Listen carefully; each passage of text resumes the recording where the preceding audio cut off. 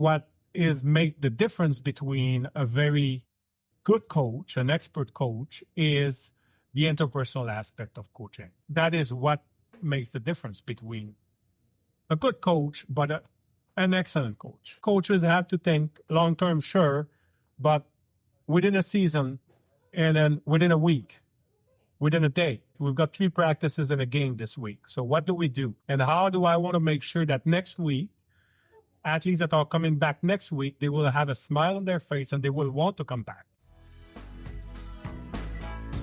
Jean Côté, he's a professor in sports psychology. He is the world's leading researcher in youth sport and talent development. And so much of his work might be known directly by coaches, and if it isn't, it will be known implicitly and will have influenced the way that so many coaches coach. He's best known for his pioneering research on deliberate play and deliberate practice, his contribution to long-term athlete development, and more recently, groundbreaking work with Jennifer Tunridge on transformational coaching behaviours. Jean's work has influenced coach education, policy, practice across multiple sports across the planet. And it's an absolute delight to have him as a guest on the podcast. I first met Jean a few years ago and reached out to him on social media, complimenting some of his research and how it impacted me in my practice. And he responded. It was like being contacted by a rock star. And Jean and I struck up a conversation and have remained connected ever since.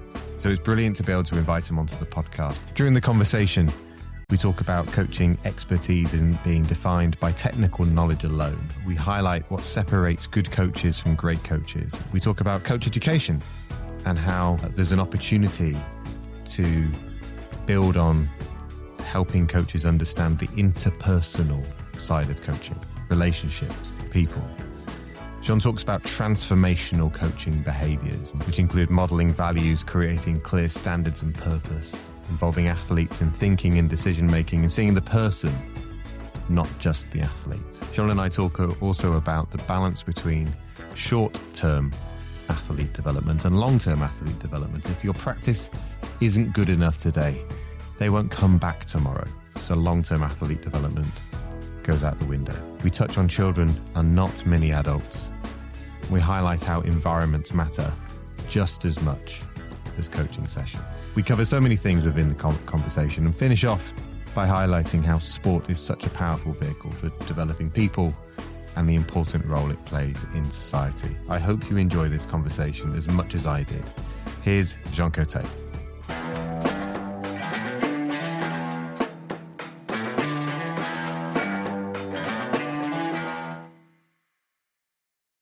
It is my absolute privilege to welcome Jean Côté to the Game Plan Coaching Podcast today. I've been following Jean's work and inspired by his research and influenced by the work he's done without even knowing it for many, many years as a coach. And it's brilliant to have the opportunity to talk to you this evening, Jean. So welcome and thank you for joining us. Okay, well, good evening, Tom, and thanks for having me. It's a great pleasure to be here, and hopefully I can contribute something special to this.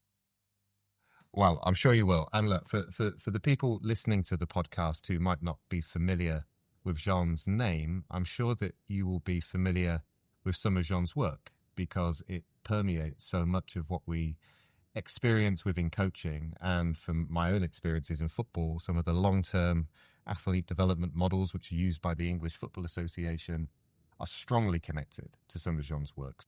I'm going to start off with a question about coach education. What should people consider when they're designing learning for coaches, which is beyond the sport itself? I think it's very important to have coaches that are knowledgeable about the sport and about the strategy, the pedagogy of teaching, the skill that needs to be taught at different age group.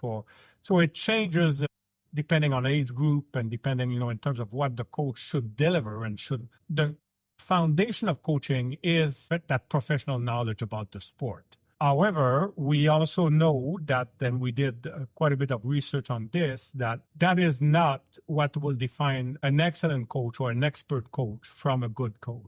And really what is make the difference between a very good coach, an expert coach, is the interpersonal aspect of coaching. And that's kind of the other knowledge base that is also very important to have as a coach. And you started a little bit by talking about coach education. We know that coach education program around the world put a lot of emphasis on the sport-specific aspect of coaching. And there's good reasons for that, because I think in some ways it's easy to deliver, because there's words, there's vocabulary, there's kind of a lexicon associated with the professional knowledge. You think about basketball, there's offensive, defensive play, and then coaches, there's ways of communicating that allows the teaching of those skills. But I think what is forgotten in coaching education is the interpersonal aspect, the relationship aspect. And we know, and we did studies that over seasons, that is what makes the difference between a good coach, but an excellent coach. And that's that interaction, the ability to create relationship with the players or with the athletes. Then the thing is that sometimes coaches will say, oh, well, it's not something you can learn, but it is. It is something you can learn. And there's behaviors that we know will be very effective. And I think we need to be able to provide a system that would allow coaches to learn about good interpersonal behaviors and how to create good relationships. I was first drawn to your work when I started reading about the transformational coaching behaviors and the work that you and Jen Tunridge had done looking at transformational leadership and the 4 I's and then the connections into sport and coaching. Would you tell us a little bit about some of those behaviors that do have a huge impact on those interpersonal relationships? For sure. I guess before I get to the behaviors, I think I would just like to make a point about that is one way of looking at good interpersonal behaviors when you think about transformational leadership. And there's a lot of other theories out there that we could use to talk about interpersonal behavior. But I think that is the problem. That is the problem in coaching, is that nobody really has a sense of this is the model or this is the way we should be thinking about good relationship and how to lead a team and how to create a connection with athletes. So, I'm thinking of emotional intelligence. I'm thinking of authentic leadership. There's theories, there's other ways of thinking about good interpersonal behavior. The reason that we're using transformational leadership is that it is a theory that has been used in a lot of different fields, education and medicine. And there's research that really support the use of the behaviors that I will talk about in a few seconds. I think whatever model we choose, it has to be based on some kind of evidence. And then we've done a lot of research, and you mentioned Jennifer Turnage. Jennifer doctorate was about observing coaches in practice and looking at those behaviors that are different, that makes a difference in the interaction that coaches have with athletes. There's 4 I of transformational leadership. So idealized influence, inspirational motivation, intellectual stimulation, and individualized consideration. But basically, it's a way of thinking about good interpersonal behavior. So idealized influence is model the behaviors that you want your athletes to do. So you are a role model. That's basically the value system of the coach. What do they value, and how do they communicate those values to athletes? So that's the idealized influence. And then, we have behaviors in there like showing vulnerability and the ability to create trust. And these behaviors become very important to display this idea of idealized influence. And I won't talk about all of them, but we have a series of 11 behaviors that fit within the 4 I of transformational leadership. And this is what we call transformational coaching, those 11 behaviors. The second one is inspirational motivation. So basically the idea of having a vision for the team, having goals and expectation for every athlete. And that's a big one because a lot of people would think, oh, this is kind of soft, like transformational. But inspirational motivation is that, you have standard as a coach. And when your players are not following those standards and those expectations, there's consequences for that. But the inspirational motivation is the whole idea of what are those standards, what are those expectations, those goals that we want to achieve. And really focusing on that and making clear that it's very clear for the athletes too. Intellectual stimulation is the idea of involving athletes in the coaching process. So really trying to get athletes to think for themselves. So under that big categories, we have things like asking questions, involving athletes, in terms of decisions, in terms of how a practice is structured. So really getting athletes involved in the process. It kind of gives autonomy to athletes. And that's a very important thing. Athletes feel that they're contributing, they're making an impact. And then the last set of behaviors is under this category of individualized consideration. And individualized consideration, it's the idea of person-centered coaching. So it's not athlete-centered, it's person-centered. And there's nothing wrong with athlete-centered, and that's fine. But it goes a little bit beyond, like you have an individual, you're working with an individual that have a life outside of sport. Maybe they're going to school, or they have relationship, and they have family, and they have partners, and they have. So really thinking about the person first, and where do sport fits within that person, and really as a coach, talking about these things, getting to know the person and who they are, and what bothers them, and what distracts them, and what gets them going. So those are the 4 I, and again, I didn't talk about the 11 behaviors, but there's a series of behaviors under each of those 4 I that we try to get coaches to think about. And again, I'm not trying to say that this is the only model. There's others. We did research and we see that teaching those behaviors make a difference in terms of outcomes in athletes. Also, coaches can identify to those behaviors, and they're observable. So the work that Jennifer Turnage did is that we can go on a soccer pitch and you see a coach asking an athlete a question during a practice. Then you can say, oh, this is intellectual stimulation. And then you can see a coach going to an athlete and say, how was school today? I heard you had an exam yesterday. How did your exam go? Well, that's individualized consideration.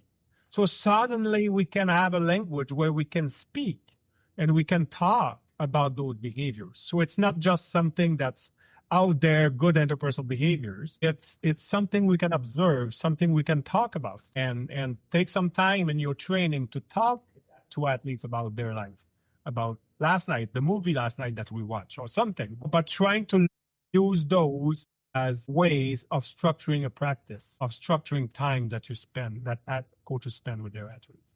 I think this is so valuable for coaches. And you said a second ago, and I'd made a note of this actually, that having that shared language, having some real clarity on how we talk about the way we create an environment and connect with the athletes makes it more tangible, clearer to be able to generate feedback with coaches and your coaching peers around this, and then better understand how we can be more intentional, deliberate with the way that we plan or consider our behaviors before and during and after practice. And I think from my own experiences of trying to adopt some of this framework and then work with coaches to build an awareness, it's always felt quite strengths-based. Let's build on what coaches are doing already, where they are asking questions and where they are engaging individuals, and use that as a springboard to then carry on the conversation and see where they can go deeper and think further about this. Yes. Yeah. No, that's great. Yes. Brilliant. So look, modeling behaviors, leading with the athletes, involving athletes in the coaching process, being person-centered. And I think that to really kind of pick up on the specificity in your language there about it being person-centered rather than athlete-centered. We had a guest on the podcast recently called Bobby Scales, and he said the athlete resides within the person, highlighting that whatever work we do in coaching, it's person first. So, Jean, in preparation for our conversation today, I was drawing out some of the key principles that have emerged from some of your research and work over the years, and I'd love to share some of the headlines with you to be a stimulus for some parts of our conversation today. So our first one is coaching young people is a long-term endeavor. Yeah, well, it's an interesting one because it is. And I think we have to recognize that it takes a long time and it's a long-term process to develop athletes. But a lot of my work recently is I think that there is a danger to that statement. And then that danger is that we forget a little bit the daily experiences of athletes. And I think when we only think about long term, like a 9-year-old and a 10-year-old athletes, they don't think long term. If you go to, not just athlete, kids, a 9-year-old and 10-year-old, they think about tomorrow and they think about today. And they think about, there's not a lot of, in 10 years or in 15 years. So I think we have to be careful. And again, there's nothing wrong with long-term athlete development. And yes, it takes time.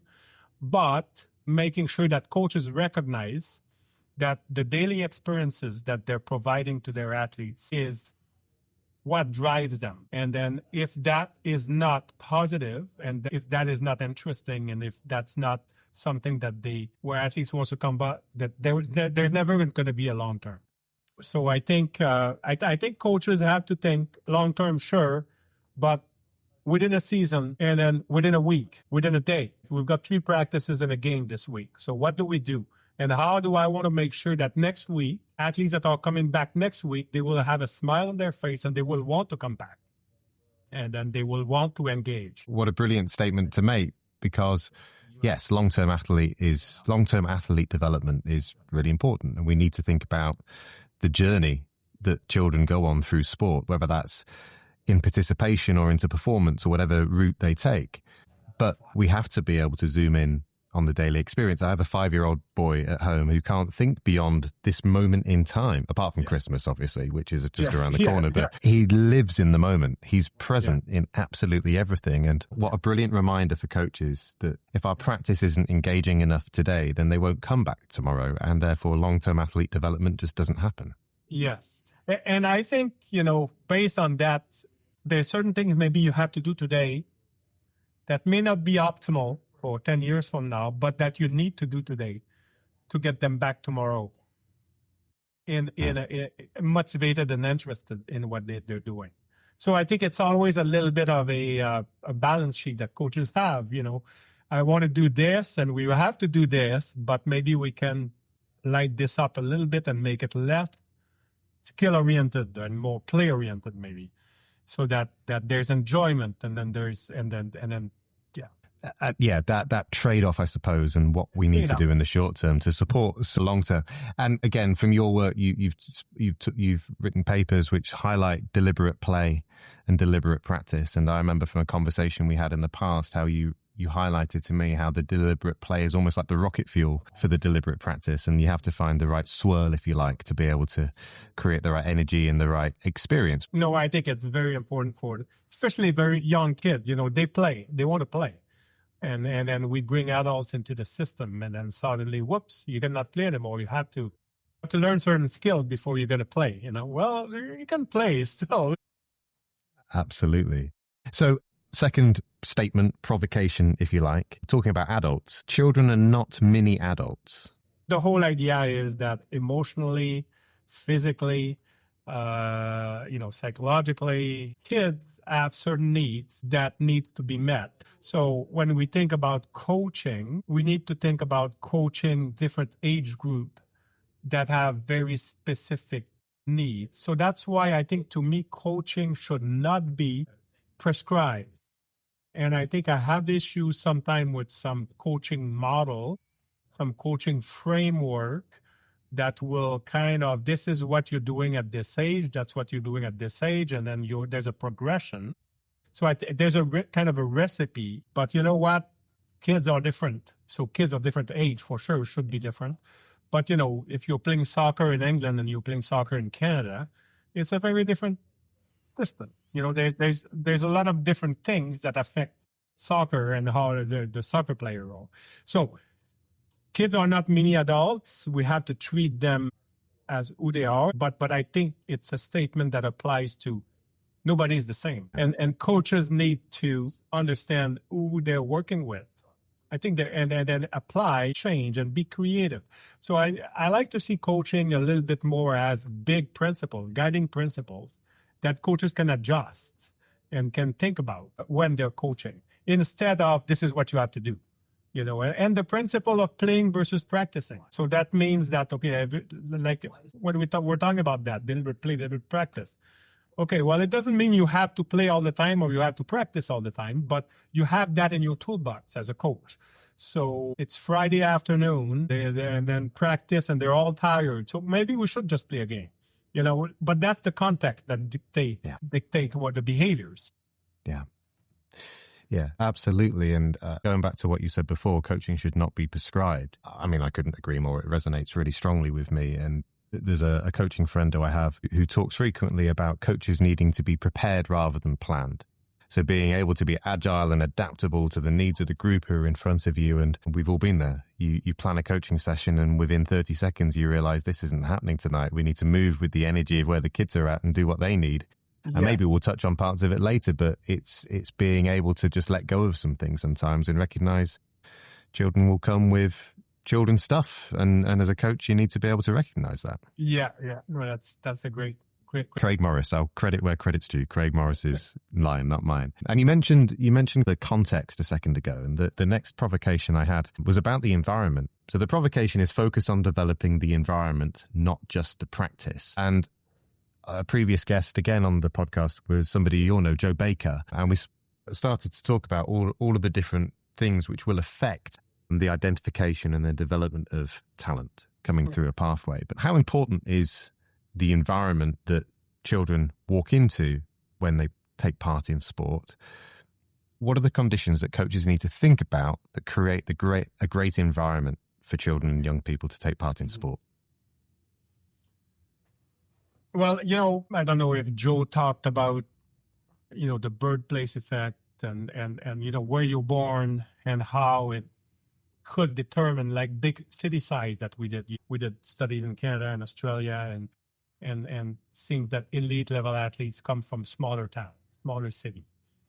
When you think about the environment, you can think about, these things that we know or seems to be that happens in terms of the environment. But when I think about these studies and when I think about these results is that, people will go in Germany and say, oh, the birthplace effect, it doesn't exist in Germany or it doesn't exist in England. No. But that's not the point. The point is that it does exist in Canada and that we've been able to show it in major, National Hockey League and football. The thing is that it's not the size of the city. It is what is happening in a small city in Canada. And probably what is happening in a small city in Canada is that they play different sport. They don't specialize early. They have coaches maybe that are not the best coaches in terms of what they coach. They have role models that come back into those towns, hockey players. They would come back into those small towns in the summer and they will interact with the kids. Versus you in Toronto, you don't see the professional athletes. You cannot interact. Kids cannot. So, thinking about the environment as something that is consequential to certain behaviors and certain things that happen to the kids to develop. And I think that's big things that we need to think about. It's not necessarily you need to have less people in your city to develop athletes. How can you recreate that in London or in Toronto or in Montreal? So maybe the way to recreate that is that you need to have access to facilities. That's one thing in smaller cities. So making kids have access to facility, making sure that the coaches, they get to know their coaches and they're not just people that drop in. And so all these things become, I think, important when we think about the environment. What does the environment create? What does the environment create? Yeah. And obviously with that, it's highly contextual, and what works in Toronto won't work in London and vice versa. And a coaching acquaintance who I only ever met online because of COVID is somebody I think Mark O'Sullivan. Oh, yes. Based over in Scandinavia. And I know that with some of the work that he did in the professional club he was working, that he really surveyed and tried to understand the environment where the club was based. Yes. What other sports do children play? What's the weather like? What are people's interests, et cetera, And I suppose my reflection listening to you speak then was, and maybe a nudge to the coaches listening to this, is how well do you know the wider environment that is around where you coach, and recognizing the fact that it's also dynamic, it's changing, it's seasonal, there's other sports, there's times of the year when that environment will look and feel different. And some of that will be completely out of our control, but recognizing it and then being able to adapt to it could be really helpful. Well, it's hard to change where you're born and in terms of the city you grew up in. But in terms of the club, the club that you're in, like accessibility for athletes to play, for kids to play, like those are things we can change, or we can play with. The rules of the game, the size of the field, how we classify, how we put players together in terms of skill or age or chronological age. So those are the things that organizations need to think about. Accessibility to the field, to the arena, and who's involved in the training. Who are those coaches? Are they just like super good at the sport, but are they able to relate to a 9-year-old or 10-year-old or 12-year-old? So I think that's all part of decisions that are made before we even step into the arena or into the field.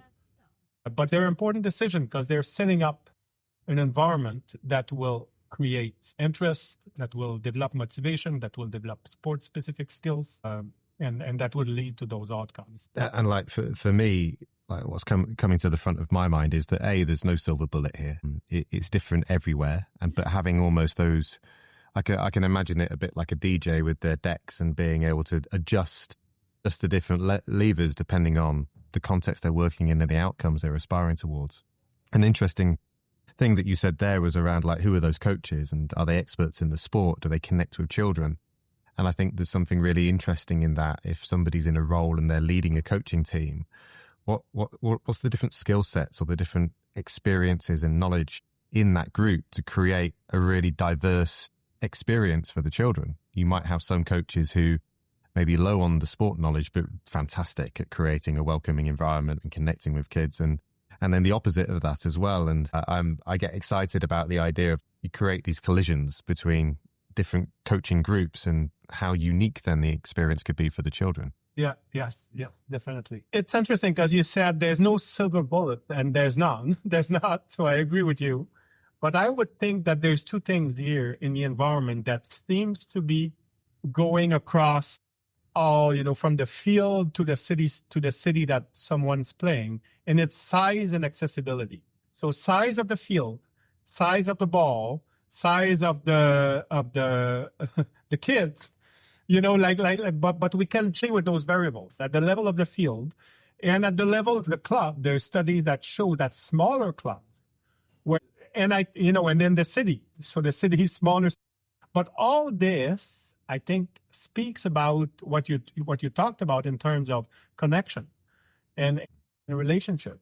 And if you have a huge club and you don't know anybody in the club, and then the professionals are separated from the kids and they never see each other, well, that's probably try to create an integration. You make smaller groups. And, if you talk to Mark O'Sullivan, you probably talked about nonlinear pedagogy, Yes. What are they suggesting? They're suggesting to adapt the game for the kids at their age and their size and so make the basketball lower and the ball smaller and then, same with hockey, you play on half the height if you're so I think the environment there, to some level, we think, okay, well, it's fixed, but we could change these things and make it more enjoyable for the kids and also create more opportunities for developing relationships. I'm thrilled that in September 26, EV3 football will be introduced from under 7s age groups.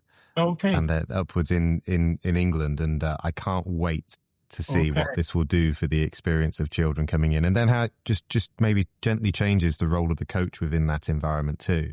Okay. It feels like the crust of a new way of engaging children in football and all the benefits from doing that. That sounds great. It sounds like it's going to be enjoyable because they're going to touch the ball a lot and they're going to run, and that's what you want.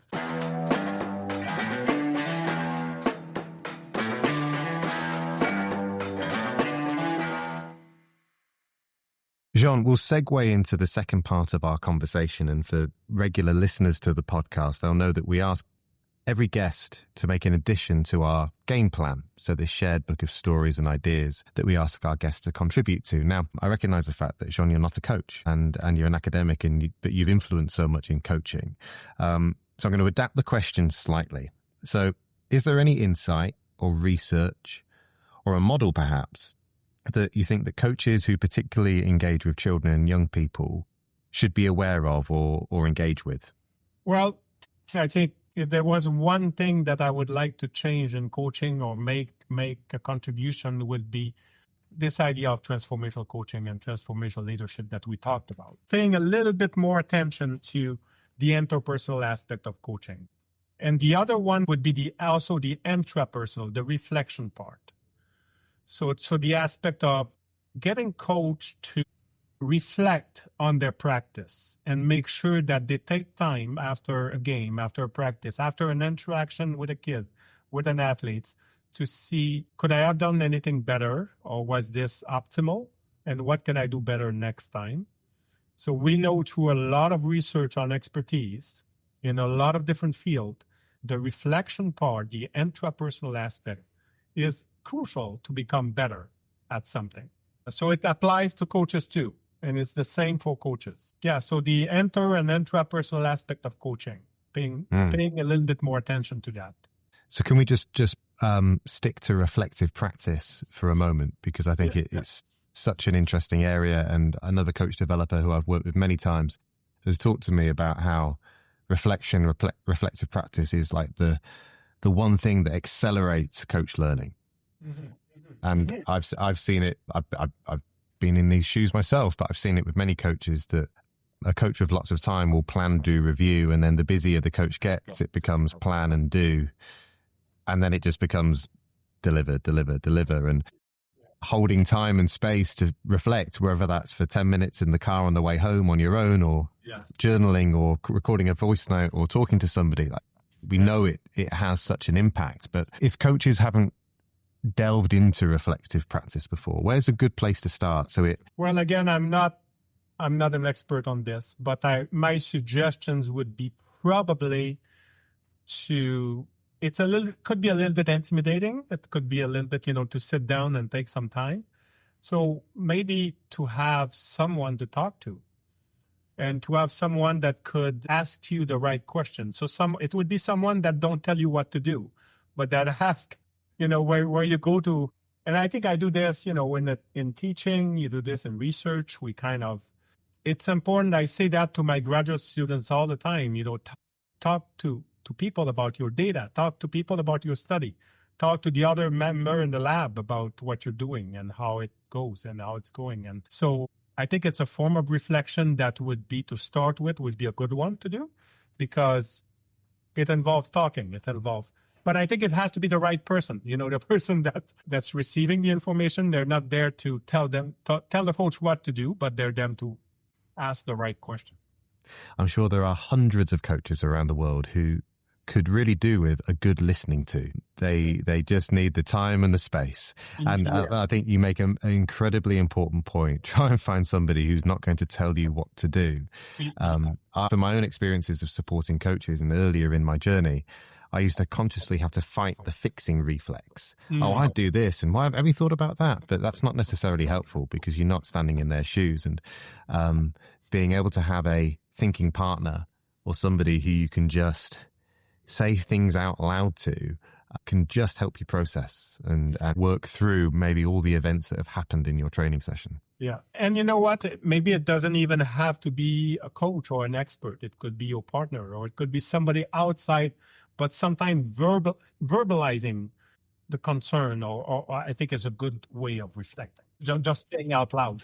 Without a shadow of a doubt. A colleague in the UK is a lady called Dr. Anna Stodter, who works at Leeds Beckett University, and she did some work with Chris Cushion around the influences on coach learning. And she built a coffee filter analogy and highlighted these 3 filters that have an impact on the learning and the development of coaches. And one filter is their own biography and what's maybe influenced them on their path to becoming a coach. One is their context, and I suppose recognizing, well, this would work or wouldn't work around here. Okay. And then the third filter is that reflective conversation, is being able to talk about the work that's going on. And then from those 3, coaches are able to really make sense of the work that they're doing. Yeah, I think you mentioned Chris and you mentioned Anne and Wade Gilbert, and there's people that have done quite a bit of work on reflection and this idea of intrapersonal, but yeah, there is some good strategies out there that should be applied by coaches. So, Jean, we've talked about transformational coaching behaviors. We've talked about reflective practice. We've visited creating the right environment for children to come and to participate in sport. Something that's going to stick with me is that daily experience versus the long-term development of children. So just to kind of start to wrap up our conversation and the podcast, again, we ask guests who come onto the show to offer some game-changing advice to coaches. Again, I'll adapt the question. Is there an idea or a provocation about coaching that you think coaches should go and reflect on for themselves? Yeah, maybe coaches should reflect about short-term athlete development. We talk a lot about long-term athlete development, but what does it look in the short term? And I think we design program, we design sports systems that are really based on developing athletes in terms of sport-specific skills and what we want to achieve, but what do we want to achieve on a daily basis? What do we want to achieve on a weekly basis? And I would think that if coaches do a good job on a weekly basis, then on a monthly basis, it's going to happen. And on a season, there's going to be increase of outcome. There's going to be, and we don't even have to think about long term because it's going to happen by itself. So thinking a little bit more short term could be a good idea for coaches. I really like that, and it resonates with me. I think I'm checking myself now if I'm being really open and honest, because I'm thinking about the horizon and the journey that we want these players to go on, or these people to go on through sport, but drawing it back to what are we working on tonight and how do we make it a really exciting and enjoyable and developmental experience, a week-to-week basis, and almost staying with the trouble of working with kids is so important. Yes. Can I just add one more thing? The one thing I think that coaches have to realize too is that sport is one of the best activity for the development of people, for the development of citizens, of people that will contribute back and make an impact on society. So every behavior that we do every week how do you contribute to athletes' confidence and athletes' relationship with others and athletes' character in terms of compassion and integrity and playing within the rules. There's a lot of people right now, especially right now in the world, that don't play within the rules, and they're not good role models for kids. But I think within sport, we have an activity that is challenging, that is enjoyable, that is fun for the kids. There's less than 1% of those kids that will make a living out of sport. So how do we build a sports system where we know we're going to develop people and that those people will go to society and will make a contribution? It doesn't have to be in sport. It could be in sport, but will make a contribution in other ways and help others. So I think that's, as coaches, need to think about this a little bit. This is not just about sport and about sport specifics, about how to shoot a basketball or how to make a pass or how to do a flip, but it's a lot about the development of people. And I think it lends itself very much to almost this reimagination of what the purpose of sport is and what it does for people. And I think we've all seen it where it's easy to be channeled in on the result and the outcomes, but the wider social impact and the wider character development of sport and the role it can play in our world is significant. It is. And I think when you think about it more is that, sport to some level, it doesn't matter. And I think that's the beauty of it. Like if you think about what's going on in the world, like but I think that's what's great about it, is that it's one of those activities that's very isolated. It doesn't matter too much, but we can teach so many things. We can use it as a vehicle for the development of the person. Which, and just circling back to all the other things you've highlighted in the conversation, just for me shines a light on why it's so important for coaches to prioritize relationships and the people they're working with and the way they appear in the work that they do. Yeah. Because they are models too, huh? Like especially if you work with younger kids will copy the coaches. We all had coaches. I had a lot of coaches that, I'm still talking to them, they're friends, but they had a big influence on my life. And I think that's what you want to have. We asked that question in the workshop. We asked people to remember the best coaches they ever had. And then people, coaches that are 50 years old, 60 years old, they're sitting there, they're thinking about when they were 15 or 12. And then the next question we asked them, we said, okay, well, what did that coach do? So that you remember them now. And very often it's nothing, coach, listen to me. The coach, they're very small things. The coach was there when I needed them or when I needed her. So they're very small behaviors, but they were consistent. And you remember that person. You remember that person that influenced you. And sometimes you remember that person like 40 years after it happened. Yeah, completely. I'm sure every single person listening to this podcast will be able to recall their best coach and the person who had the most impact on them. I can remember when I was 9 years old, or about that age, I was on a football holiday course in the summer, and the coach came and spoke to me during the practice. I was never a very good football player. I just pretended I was. But the coach came and spoke to me in the practice and complimented me on how clean I kept my football boots. And I mean, that was 35 years ago, and I can still remember it like it was yesterday. And things like that stay with you. They really do. Yeah. Just caring, caring about you and showing an interest. Absolutely. Jean, look, thank you so much for all of your time and everything you shared in the conversation. I must admit, I was trepidatious before us having a conversation tonight because I'm very aware of the impact you've had on coaching and the impact you've had on me. So speaking to you is always incredibly humbling. But thank you for everything you've shared. It's genuinely been a real delight. Yeah, that was a lot of fun. Thank you. Thank you very much. And I really appreciate the invitation. So thanks for listening to the Game Plan Coaching Podcast. If you enjoyed the episode, please follow the show and share it with a coach who might find it useful. I'd love to hear your feedback and any ideas you have for future guests. You can get in touch through the links in the show notes. Thanks again for listening, and go well in your next coaching session.